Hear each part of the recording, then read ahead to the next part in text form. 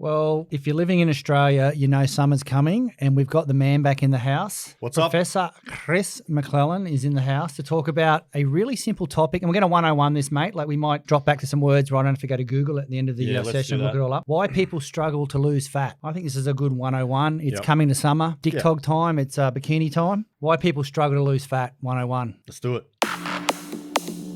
Welcome to the Body Science Podcast, bringing you everything you need, want, and should know about health, fitness, nutrition, and training. As always, the information contained in this podcast is for the information purposes only and is not designed to diagnose or be prescriptive to treat, prevent, or manage any injury, disease, or other health-related condition. Today's podcast is brought to you by Pre-Ultra, an extreme, high-stim pre-workout scientifically formulated for anyone wanting to push it further than they ever have before. A powerful combination of performance-enhancing and nootropic ingredients delivered at industry-leading dosages. Pre-Ultra gives you explosive power, strength, and intense pump alongside the laser-like focus, mental clarity, energy, and drive to annihilate your next workout.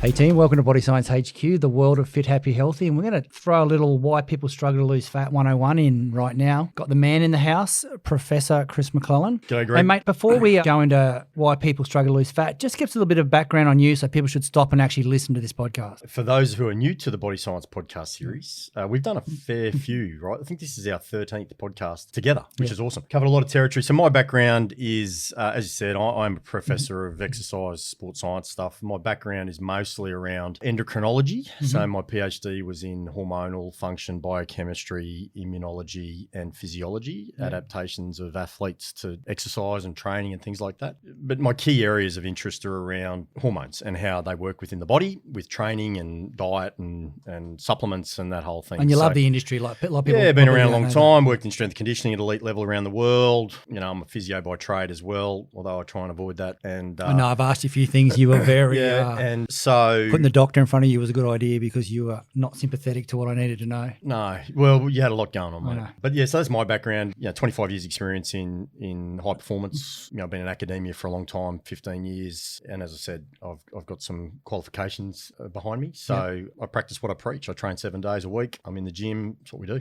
I love it. You do a fair bit with one of the federations too, don't you? Yeah, I'm closely associated. A good friend of mine is the boss of the WBFF, Mr. Ari Hamalainen. So yeah, I shout out to Ari. Shout out to Ari and the crew. WBFF comp coming up in about 5 weeks actually. But I also have great links with the IFBB and the IFBB Pro League and those federations as well. So yeah, I have an active interest in physique competition and preparation for physique comp across bodybuilding, bikini, fitness, figure, the whole lot. So, and that's my, I do a lot of that now, interaction with mainly coaches. A lot of coaches come to me with some questions, more so than athletes. I don't prep people. That's not what I do. Sometimes I can just provide a different perspective on things around, whether it's someone struggling. This is a great example. Someone's sort of hit a plateau. They can't lose fat. The other thing in that industry that's huge and has been huge for a while is, the post-competition recovery, if you will, reverse dieting and why people, dieting, is something that is ingrained in society, right? A lot of people want to lose body fat and, we see crash diets. We know that crash diets don't work. We know that 80% of people or more will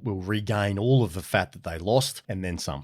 And so we'll get to that in a minute because there's actually an established mechanism by which that happens. And we now know, we understand that a lot more. And so, I can give you a bit of information about some research that's happened around that. And that's really important because the body adjusts. And I want to cover off on a thing called, this fat set point, which is really common as well. Body fat set point. Yeah. Yep. Yeah. And there's reactive thermogenesis and metabolic adaptation. And so I see people who either struggle to lose fat or lose a ton of muscle when they lose fat because we know that you have to be calorically depleted or restricted. And so the trade-off there is, well, can I lose fat? Can I keep all my muscle when I'm prepping for a show? And that's where you want to be. And we talk about, there's beach lean, there's six-pack on the beach, feeling good about yourself. And then there's on stage peeled. Yes. And they're two very, very different approaches. And anyone who's ever done a competition knows exactly what I'm talking about. So the idea today was just on the back of a lot of questions I get, and I'm sure you get them as well. People kind of need some clarity around some of those mechanisms. Absolutely. And I figure we can just go through it. We can talk in really general terms because I think there's some pretty simple take-home messages that are common sense. And everyone will go, yeah, well, that makes good sense.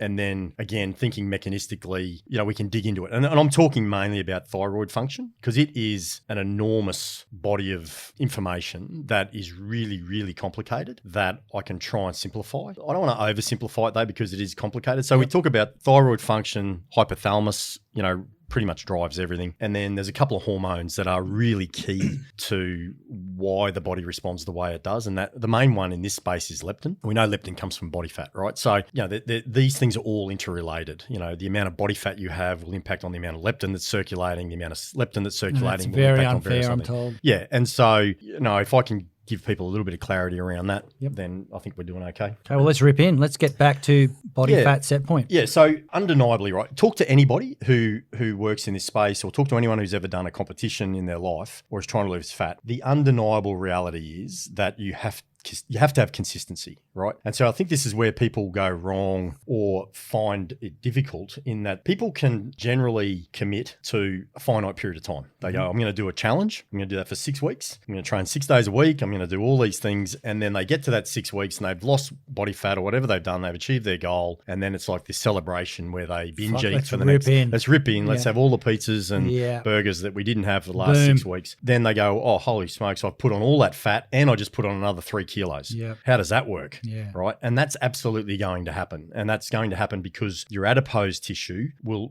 responds. And I'll talk you through that. So that's the key, right? You've got to be consistent. And that kind of all leads into this big conversation around, you've got to have a clear perspective of where you are in the world. And by that, I mean, we talk about basal metabolic rate. We talk about resting metabolic rate. There's all these other things. There's the NEAT, the non-exercise caloric expenditure, for example. There's exercise energy expenditure. There's a whole range of that all contribute to your total daily energy expenditure. And you've done podcasts on this with, I think Harriet did one on this a little while ago as well, right? So that's nothing new. We know about that. So I say to people, you've got to have a starting point. You've got to know where you are. And that's where invariably guesswork will get you in trouble all the time, right? So you might want to work with a coach or a trainer or a PT, whoever it might be. But what you need is, and there's lots of calculations out there that will give you an accurate measure of where you are in the world from a BMR perspective. And they're based on things like gender, height, age, and weight. And so it's a calculation you can start off with, right? I hear horror stories, mainly girls, that might be eating 800 calories a day. They're doing 2 hours a day on a treadmill, and I just am mortified. That's not living, people.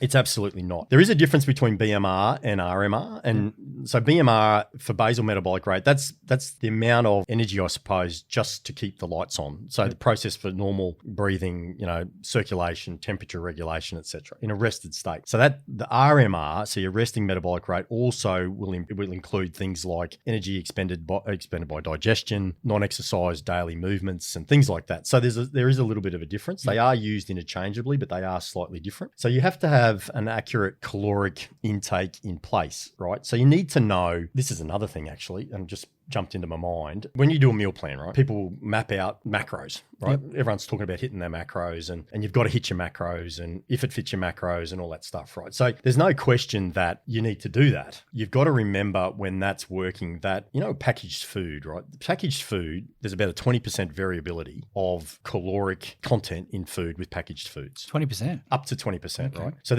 that's pretty decent error straight off the bat, right? So if you're eating all packeted foods, you've got to anticipate there's going to be a level of variability versus fresh fruit and veg, your proteins and whatever it might be. So if you're eating out of a packet, I hate meal prep. Don't get me wrong. I'm the worst meal prepper in the world. Can't cook, don't like it. I'm not interested. I mean, there's a lot of foodies out there who love doing their meal prep on a Sunday afternoon, block off 3 hours of their day. Can't think of anything worse, right? It's not my thing. But you just got to keep that in mind, right? The tip is, a best guess won't work. You're going to have to weigh your food, right? Ultimately, if you want to be really precise, and a lot of people's eyes will just roll over in the back of their head and they go, I'm not doing that, right? Now, there's two different ways of looking at this. There's the people that just want to reduce their body fat, and then there's people who want to get on stage. If you want to get on stage, you've got to commit, right? So you're going to have to weigh your food. You're going to have to measure it. You're going to have to, plan out your meals, and it's a commitment, right? But it's the same if you want to just lose fat. If it's just a guess and it's random and, you're okay Monday through through Friday and then Saturday, Sunday, you go crazy and binge eat, that's not going to work. You're going to go nowhere. So you're going to have to track your calories and you're going to have to track your intake.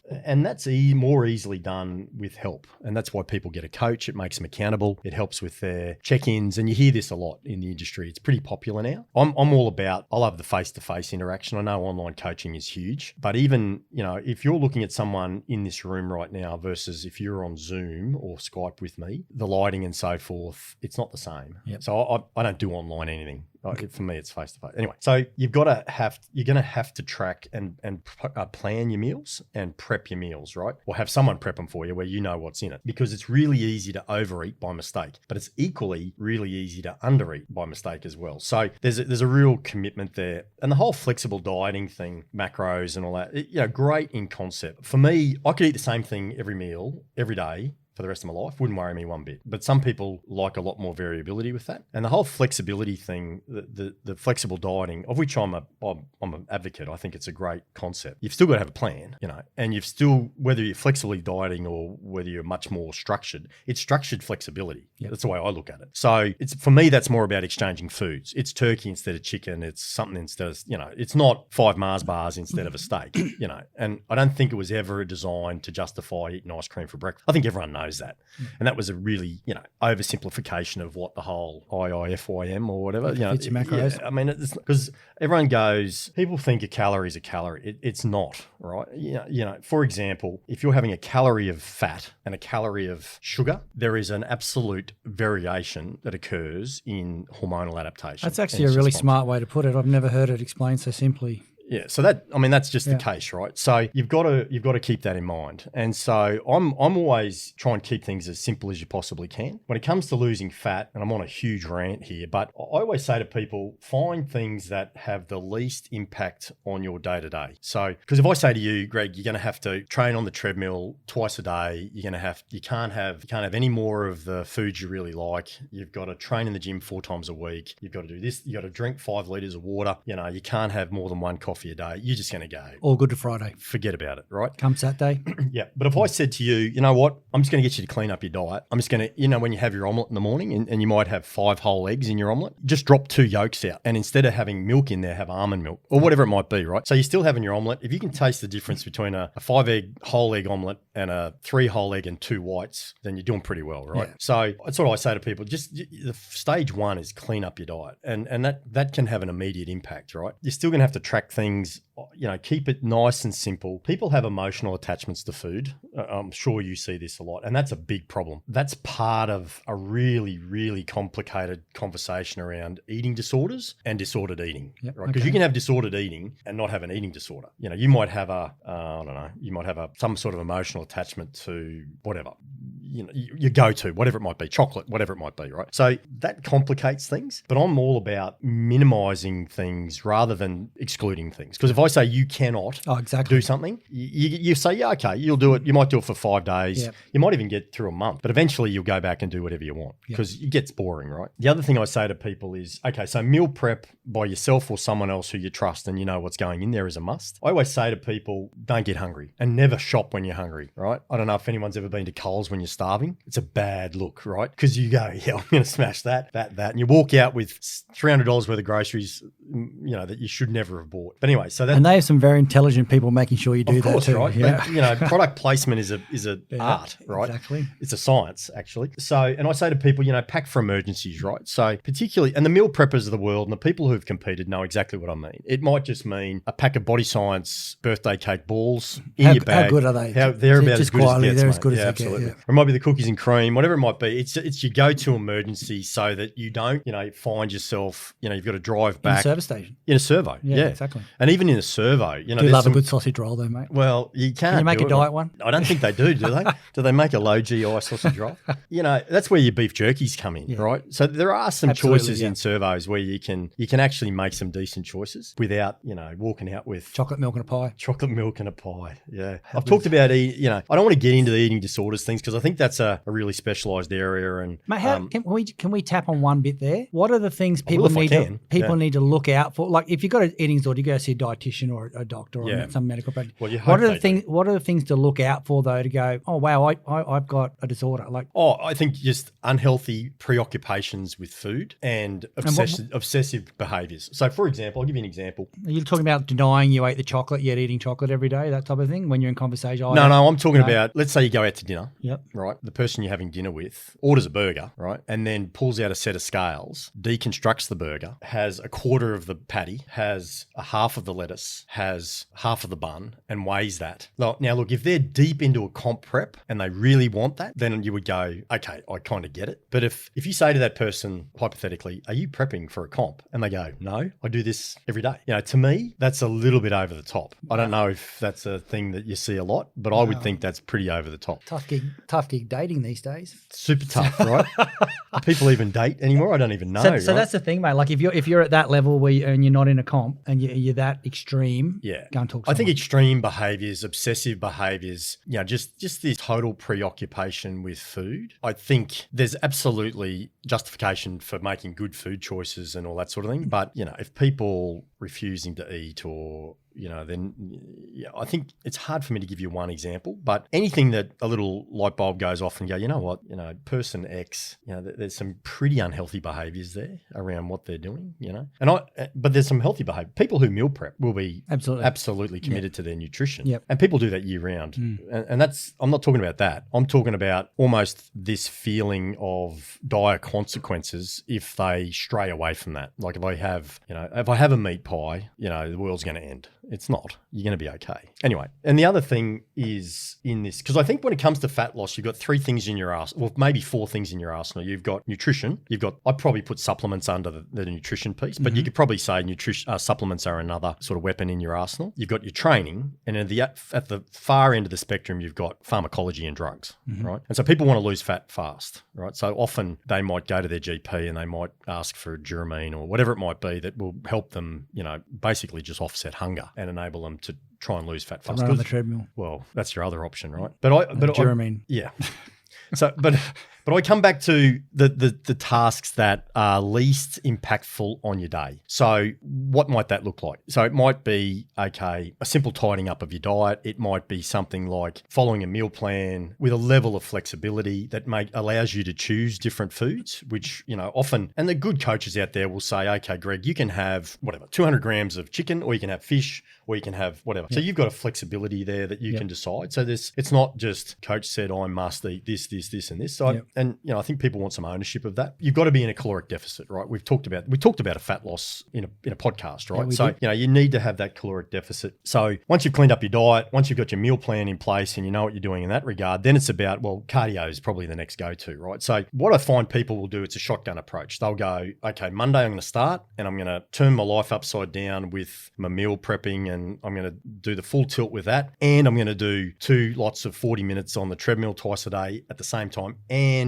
I'm going to be in the gym 5 nights a week doing my strength, and I'm going to smash some pharmaceuticals or whatever. Like it's a whole shotgun approach. And I just go, 2 things. One, you have no idea which one of them is actually really helping you. Absolutely. And you got to think long game with fat loss. I think I know it's not a sprint, right? People want to lose fat quick, but I'm going to talk about. You didn't put it on overnight. No, you didn't put 10 kilos on overnight, right? So you're not going to lose it overnight either. So that's where I say, look for some strategies there, because we know, and this is way back in terms of what we know about, like there's 7,200 calories in a kilo of fat, right? So I always say to people, okay, let's not try and lose 10 kilos in the first week. What does that look like? So that looks like a 500 calorie deficit a day to lose half a kilo a week. So 7 times 500 is 3,500 calories. If you go into a caloric deficit of 500 calories, either in the form of nutrition and exercise or a combination of those, so that's only, you can bang out, if you do 40 minutes on a treadmill, walking at 6.5 kilometers an hour, you're probably about 200, maybe 220 calories. And so then, okay, it's pretty easy to manipulate a couple of hundred calories out of your diet with good food choices. So you do that, 500 calories, you do that 7 days a week,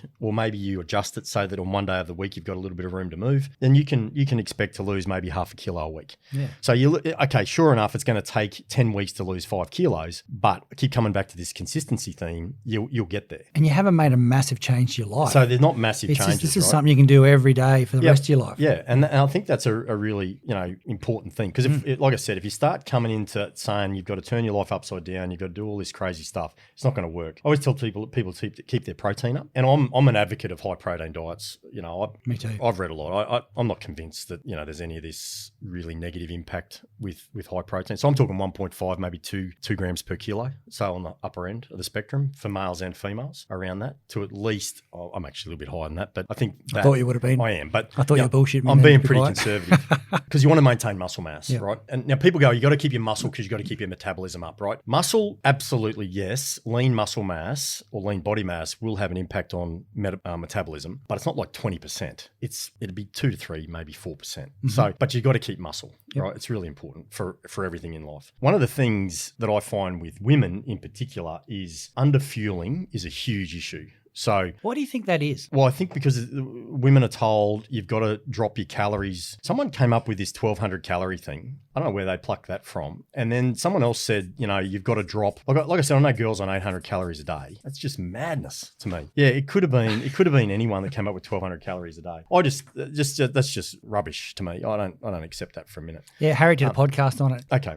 I think it was called the 1,200 calorie diet. So one of the things, one of the things we see when women are underfueled, the negative consequences of that are the things that I see a lot around loss of menstrual cycle, whole range of issues with hormonal regulation, estrogen, progesterone, the whole works, right? Yep. Now, there's a bit of and it's way off track perhaps, but there's a bit of a misconception that females only lose their it's called amenorrhea. They lose their menstrual cycle when they're super lean. That's not true. Okay. It's a fueling thing. So girls will lose their period when they're dramatically underfueled. You don't have to be shredded. It's a fueling issue. But see, what we see is it's kind of like, remember, there's a thing called the female athlete triad, which is an interrelationship between menstrual dysfunction, effectively low availability of fuel or underfueling. You throw that in with a bit of disordered eating that may or may not be a true eating disorder, and then you see problems with bone mineral density. Yeah. And one of the things we see with bone mineral density, there are some periods in life where you have these peak, like bone density periods, and one of those periods is in the late teens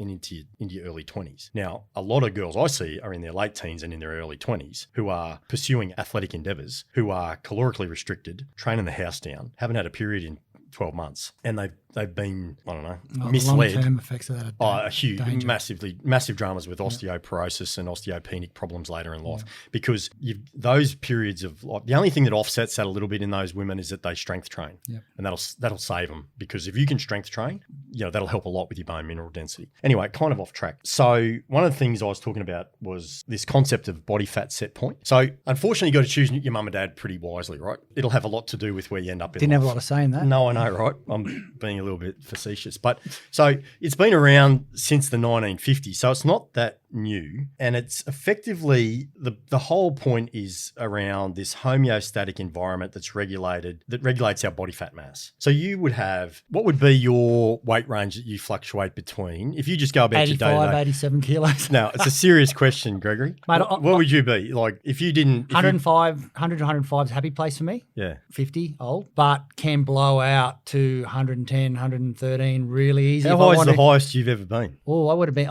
I've probably tapped 120. Oh, okay. Yeah. And what? So you're traveling pretty nicely at the moment. Where are you at the moment? What are you? You're under 100. No, mate. I'm about... you? No, about 104 and a half or something. Okay. It's a quality 104. Yeah, I don't know about that. But you're what, 6 foot? How tall are you? 6'1". 6'1"? Yeah. So, it's a quality. But, mate, I'm going to be honest. Like when you said earlier about, have a pie, the world won't explode.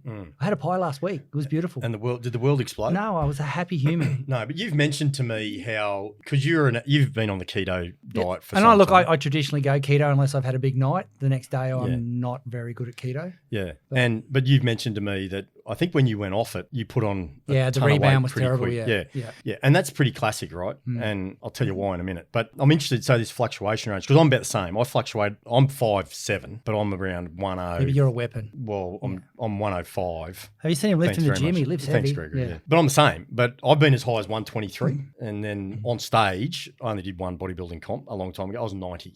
So, but we've got this set point. right? That is, and it's really hard to substantiate what that looks like, but it's indicative of a whole range of things. Genetics, some physiological mechanisms that are very individual, but they're all linked towards adipose tissue. Can you reset that? Yeah, you can. Well, yes, you can. Yep. And this is what I want to talk about. Okay, because it's not easy to reset. It's actually your body will fight against you to keep you in that set point. Now, you can reset it either high or low. So if you let's say that you become obese and you are obese for 10 years, your body wants to stay obese. Well, thankfully my BMI says I am. Right. Me too, right? It's just, but we know that BMI is not worth anything, right? So you have this, there is a settling point, which is what you've talked about, which is around the 104 you said, or ballpark-ish. And that's where, you just live your life day to day, right? So the problem for a lot of people is that they will undertake a diet, they will lose some fat, they'll go off that diet, and their body will fight against them to come back to that set point. Absolutely. And it's really classic. The driving mechanism, or one of the key features associated with this, is leptin. Now, it's a really big player in metabolic rate and hunger. Remember, leptin is our satiation hormone. I'll get there eventually, right? So it has an impact on hunger, and it will work to maintain that set point against you. So you're thinking a thermostat in a room, right? An air conditioning unit. You might set it between, we're in Australia, so we'll talk Celsius, but between, say, 22 and 24 degrees Celsius. Once the room heats up, let's say it heats up to 26 degrees, the system kicks in, and think of that system as your metabolism kicks in, and you will come back down to that set point. Likewise, if it gets cold in the room, the thing will kick in and heat up, right? So it's working on a thermostat. It's a really oversimplification of it, but that's the basic principle. It's a 101 day. Yeah, that's a 101 day. And so when you think diet, right, let's say you diet. We know we've talked a lot about fat. Right. Fat cells expand and shrink. They can multiply, but I don't care whoever tells you this, they don't go away. There's only one way to remove fat cells from your body. It's called liposuction, and it's an invasive procedure, right? So they shrink and they expand. And we know that they'll expand to about 400% of their size, and then they multiply. And we've talked about this. Are you good? We have, yeah. Yeah. Okay. So think diet, fat cells shrink. What happens when fat cells shrink? Leptin drops, right? My hunger goes up, right? So my metabolic rate will drop as well. My hunger will increase, and it's doing that to try and increase my fat mass because I want to stay fat. That's what my body's telling me. Now, when you gain fat, you would like to think that it would work the opposite way, but it doesn't. You're hungry because you're fat. Yep. You're not fat because you're hungry. Yep. Yeah, and we've talked about that as well. There's an interesting study, and there's a guy in the nutrition space, Lane Norton. Yep. I don't know if you've heard of Lane. I have. But Lane's got a big profile, and he does a really good, I like to give credit where it's due, and he gives a really good overview of a study that was done in rats. But again, let's take it as something that we can learn from. He does a really good overview on his YouTube site, actually. I know this is a body science podcast, but mate, he's one of the men. Props to him. But anyway, he talks about this study that was done, and it's about what's called, you remember when we talked about fat, we talked about pre-adipocyte proliferation. So when we have fat cells, before a fat cell becomes a fat cell, it's called a pre-adipocyte, and it can have the capacity to differentiate into different types of fat. We know white fat, brown fat, et cetera, et cetera. We know with subcutaneous fat, we've got visceral fat. Visceral fat's your nasty fat, that has a lot of comorbidity problems, right? Yep. Remember all that. Okay. If people want to listen to our fat podcast, we did that some time ago. That was early in the piece, I think, But I mean, we don't need to go back through that. There were these rats, right? Now, they weighed about 700 grams. They had about 37 million fat cells, and the size of their fat cells was about 103 microns. Now, that's not really important, right? But they put them on a calorically restricted diet. And so the rats lost fat. Okay. So they lost about 600 grams of about about a seventh of their body mass. Wow, that's a fair diet. Yep. So their fat cells didn't really change. The total number of fat cells didn't change, right? Because we know fat cells don't change, right? But the size of the fat cells reduced to about 86 microns, right? So they shrunk, which is what you would expect, right? So then what happened was they let the rats are feeling pretty good about themselves, right? They're looking good in the mirror. Ready for summer? Yeah, they're ready to roll. They're ready to go on the beach. So then what they allowed the rats to eat ad libitum whenever they wanted, right? Okay. And so they had low leptin, so they were hungry rats, right? So they ripped in and they started to overfeed. Right? What happens? They end up with what we call a high or a positive energy flux. So they had a surplus of calories, right? What happened? They put on some weight, only about 20 grams. So they went up to about 620 grams, but their number of fat cells increased to 55 million. So we started at 37 million. Wow. We're now at 55 million. Now, the size of the fat cell only stayed around 80 microns, right? So they were little, but there was lots more of them. Yeah. Nearly 20 million more of them, actually about 30% more fat cells, right? So they'd only relapsed about 20 grams of their weight. Yep. The size of their fat cells stayed the same, but they increased by actually almost 50%, millions. Wow. Right? So what had happened was there was this pre-adipocyte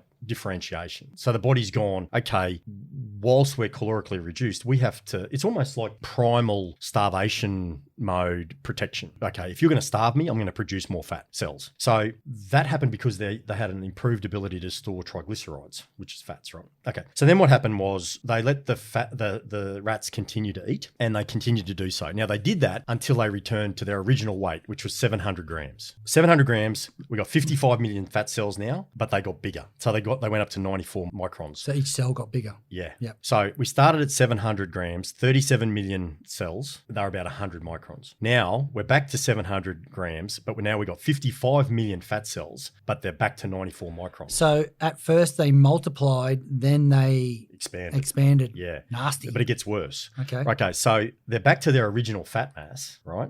Weight, I should say. They're back to their original weight. Now what happens is they didn't stop gaining weight is probably what I'm getting at here. So leptin didn't normalize. So they kept going, right? So they went up to 740 grams, right? Because they just kept eating. They ended up at 55 million cells, but they ended up at their original 103 microns, right? So we're back. They went back to where they started. Yeah. But they went back to the start with of a the fat whole cell lot of new size. friends. With 20 million more friends. Wow. Now that happens that's what we're talking about in humans. Right? This is this rebound effect that happens. So that's nasty. Now, because the body defends the size of the fat cells, yep. right? So they kept going until they got to 103 microns. Now that's a really troublesome scenario for anyone who's been on a diet or anyone who's done a comp and been on stage and they binge eat. Yeah, wow. It's a big problem. Now, I know. What period was that over, do you know? Oh, I'd have to check. It was months. Months, so it was a long term. Yeah, well, yeah. So it was a life change. It took some time. Yeah. Okay. Didn't happen with one pie on the weekend. No.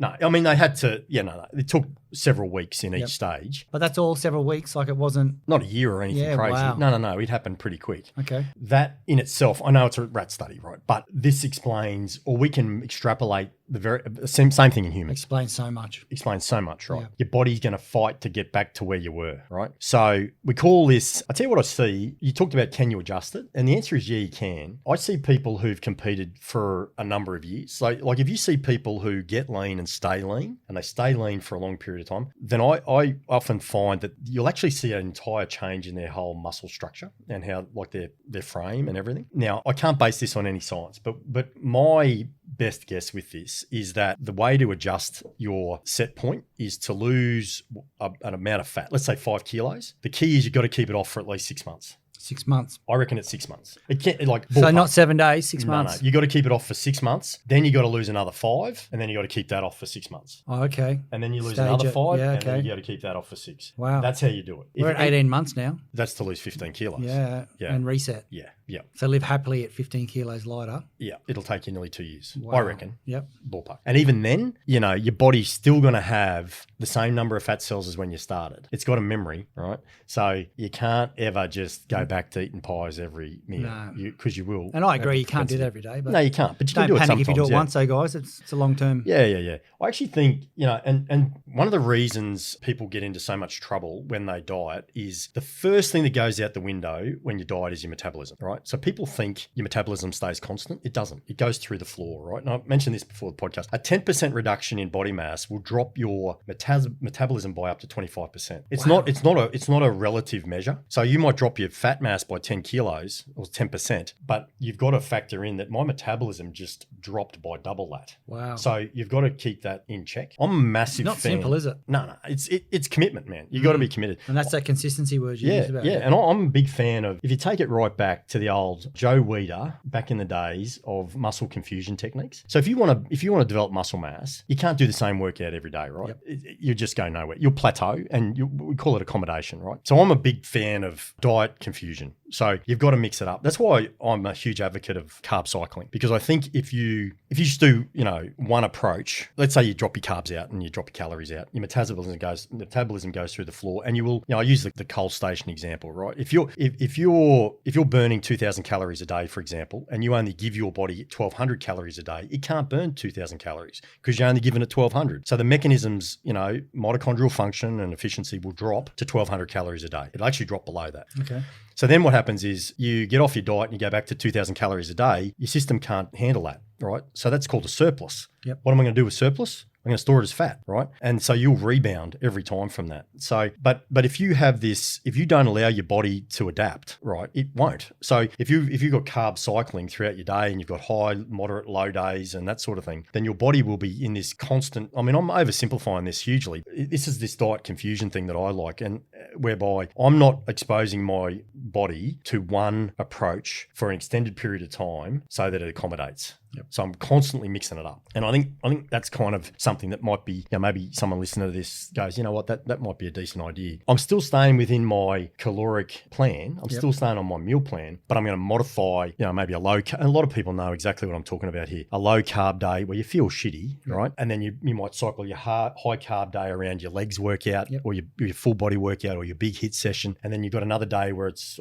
smaller muscle group or something like that. So you're doing less cardio, whatever it might be. So then you have your moderate carb day and you just cycle like that. Classic muscle confusion. Anyway, that's part of body fat set point. Comes back to two terms, metabolic readjustment and adaptive thermogenesis. They're the two things really trendy. Everyone's talking about them at the moment. And I know I'm rambling on a fair bit, but I just want to cover off on a couple of things. I want to talk about leptin. I want to talk about thyroid hormones. So the metabolic readjustment side of thing is just the pushback point. This is just the body goes, you know what? I've reached a pushback point where I'm not going to lose any more body fat. I'm going to, and I see this all the time where people drop their calories lower, nothing happens. They do more cardio, nothing happens. It's called, it's your pushback point. And you've got metabolic damage, or you're in trouble when you've got no energy, no enthusiasm, you're at a weight loss plateau. If you're a female, you're amenorrheic. So you've got no period, your estrogen's in the floor, so you've got risk factors for OP later in life, you're underactive, or you've got your T3, T4, so your thyroid hormones are down. I've got no libido, low testosterone in men and women. My sleep's terrible.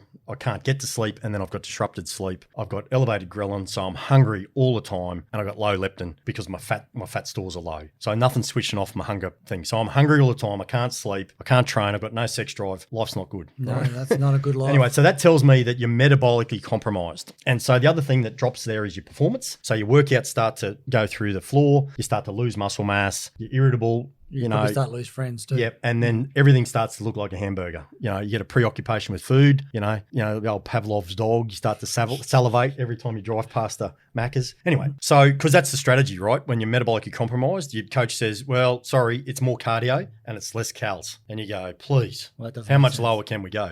Yeah. And this is what I see in bodybuilding all the time. And you end up, people lose a ton of muscle to get on stage. Anyway, I'm kind of all over the place. But so that's what you keep in the back of your mind, right? You go, okay. So what are you doing in that instance? Well, this is what you got to do. You got to have more calories. Yep. So the key to the amenorrheic position is adequate fueling, right? You get some fat in your life. Yep. Like you can't, this is the thing, you can't be on stage peeled year round and expect to sort of not have some consequences as a female. You're not supposed to be 8% body fat as a female, unfortunately, although you might want to be, in that sort of shape. That's pretty low. The secret or the answer is refuel.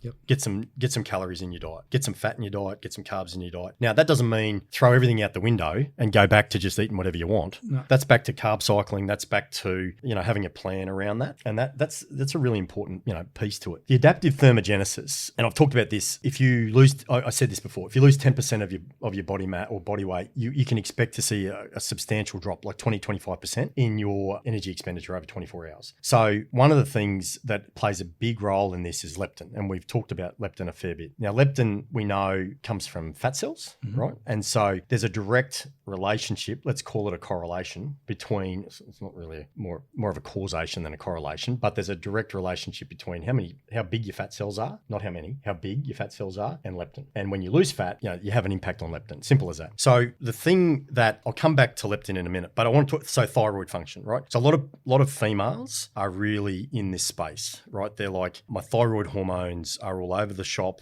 What do I do about it, right? And so we know thyroid hormone increases energy expenditure. We know that it plays a role in heart rate, blood pressure, muscle ATP consumption, the whole works, right? So thyroid hormone, people who are deficient, they're hypertensive, they're lethargic generally. They tend to gain weight, while a hyper or a high thyroid patient or person is going to be the opposite. They're going to be hypertensive. Now, thyroid gland produces mainly thyroxine, which is your T4.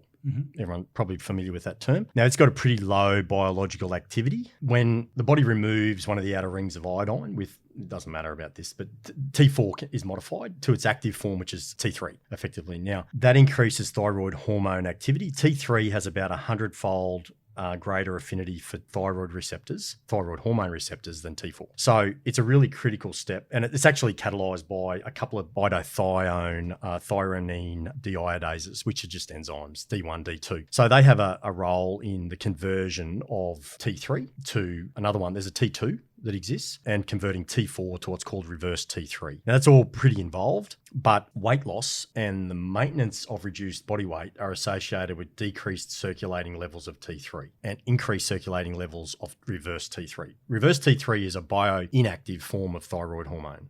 Doesn't play it like it's an inactive form. So what that means is that a lot of the weight loss results are increased by peripheral conversion. What we want is the conversion of T4 to T3 actively, right? So thyroid releasing hormone, we call it TRH. It's stimulated pituitary thyroid by the thyroid stimulating hormone. Now, just caloric restriction on its own won't have a big impact on that. Okay. It's pretty consistent with that. But T3 regulates a couple of pathways. One's, we've talked about this, it's called the rapamycin pathway, which is your mTOR pathway. And then there's another one, it's called an uncoupling 2 protein. It's a UCP2, happens in the hypothalamus. It's actually the arcuate nucleus of the hypothalamus. We call it the ARC. And it modulates thermogenic programming actually in brown fat tissue. And we've talked a lot about brown fat. Brown fat's got high mitochondrial density. It's why it's brown. It's actually beige fat that's high in mitochondria. Anyway, it does that via an enzyme called AMPK, which a lot of people will be familiar. It's called the AMP activated protein kinase. Now, that all happens in another part of the hypothalamus called the ventromedial nucleus.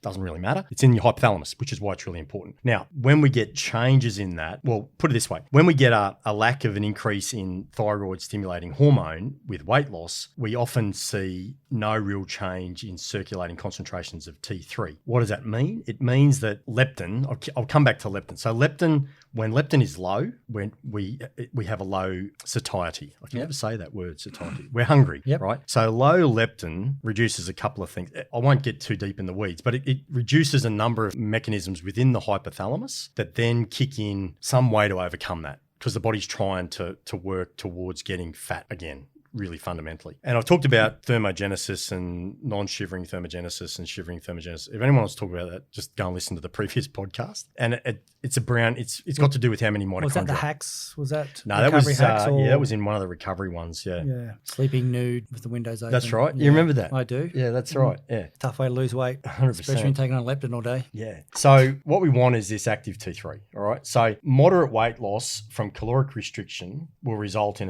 often with a drop in T3, but it doesn't affect any other hormones within the thyroid family as much. So I guess what I'm saying, and I hope I haven't lost anyone too much, it's really complicated it's not just about caloric restriction. There's a whole range of variables that have to do with fat mass that have a downstream effect on hypothalamic function, and that has it also have a role on thyroid function as well. High cortisol, right? High stress hormones like cortisol will decrease the conversion of T4 to T3. Okay. Right? That's a problem, right? And so, but what cortisol will also do is increase the conversion of T4 to reverse T3, which is inactive T3. What does that mean? It means that overall, by decreasing thyroid hormone production, cortisol will have almost like a blocking effect on our metabolism, and it'll block our ability to burn fat. Okay. And that's on the back of what it does to T3 and T4. Yep. I kind of can sum it up like that. It's a good cortisol podcast too. Yeah, we did one. Yeah. Nasty. Yeah. It's tough. It's pretty nasty. So So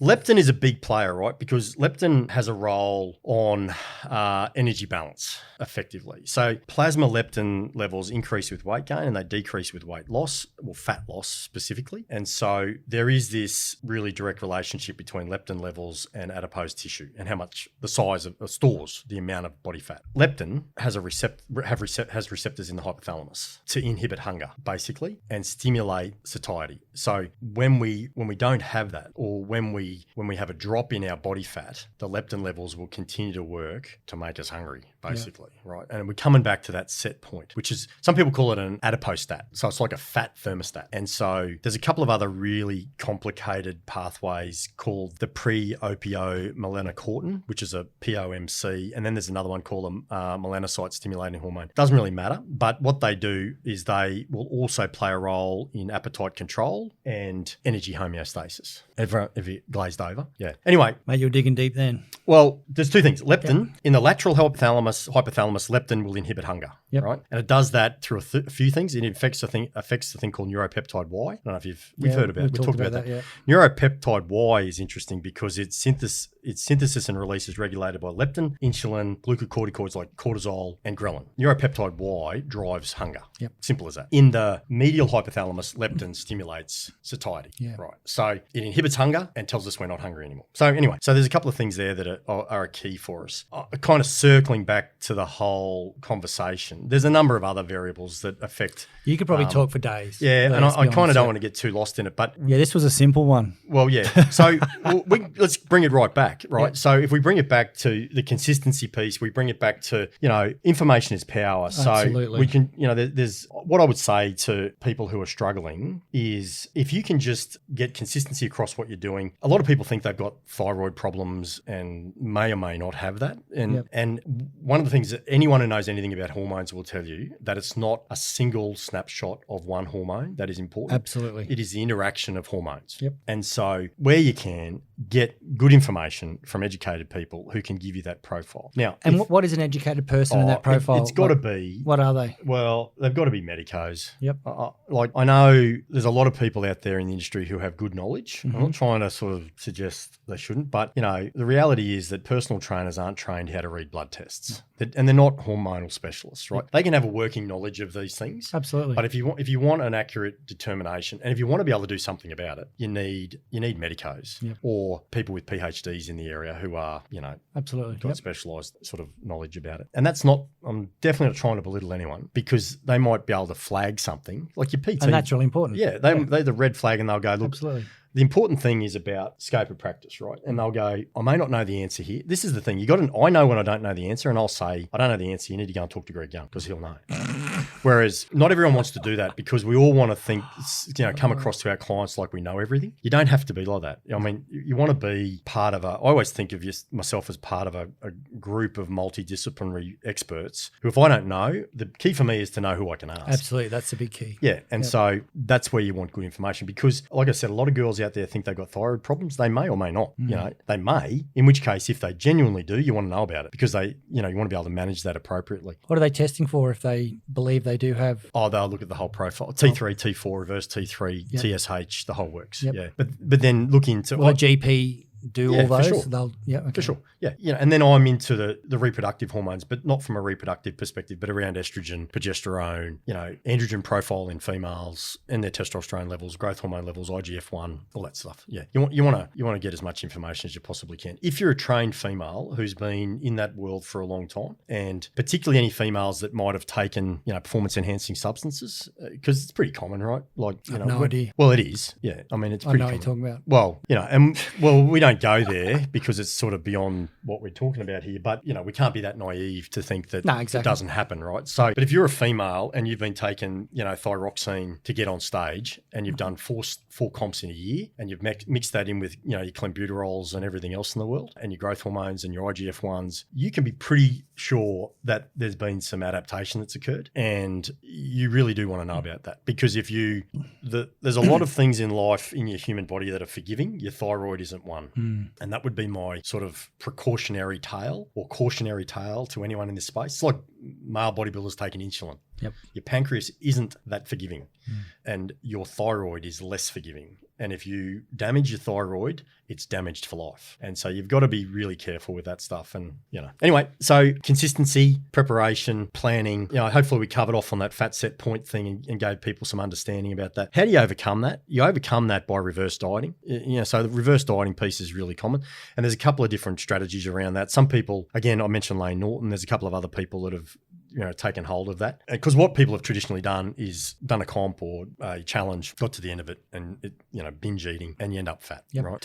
Fatter, yeah. Yep. We've already talked about, you've now got more fat cells. So you're going to put yourself in a bad position. Anyway, so hopefully that's of some value to people. I kind of went on for a fair while. But oh, mate, that was interesting. I mean, I probably would like to close off with a little strategy for people who aren't competition athletes, like somebody who just wants to lose 10 kilos because the doctor said you should lose 10 kilos. So obviously the same thing, start with consistency. Yeah, it starts with consistency. Again, it comes back to the same things in your arsenal. You've got your nutrition, you've got some supplementation you can work with, you've got your training. They're your three go-tos. Like I said, for me, it's about the least most invasive issues that you can bring to your day. And it might be something as subtle as, removing... We talked about some... egg yolks or whatever it might be. It might be less sauce on your food. It might be don't sprinkle sugar all over what you eat. It can be sugar out of your coffee. Whatever it might be, little things, they'll have a big impact.